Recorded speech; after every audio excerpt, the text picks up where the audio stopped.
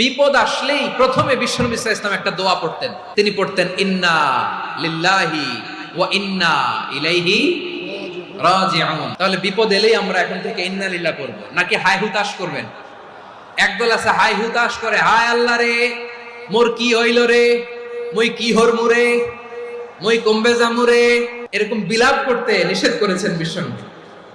কি করব, কই যাব, কি হবে, হায় হায়, এরকম হাহুতাশ আছে না? নাই। বিশ্বাসীরা হাহুতাশ করে না, তারা ইন্না লিল্লাহ পড়ে।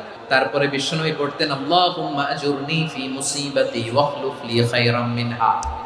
একসাথে প্রথমে পড়তেন ইন্না লিল্লাহি ওয়া ইন্না ইলাইহি রাজিউন, তারপর পড়তেন আল্লাহুম্মা আজুরনি ফি মুসিবাতি ওয়াখলুফ লি খায়রাম মিনহা, মানে আল্লাহ এই যে আমি বিপদে ধৈর্য ধারণ করলাম এটার সব তুমি আমারে দাও, আর যেটা হারালাম এর চেয়ে ভালো কিছু দিয়ে মেকআপ করে দিও, ভালো কিছু দিয়ে বদল করে দিও। সুবহানাল্লাহ পড়েন।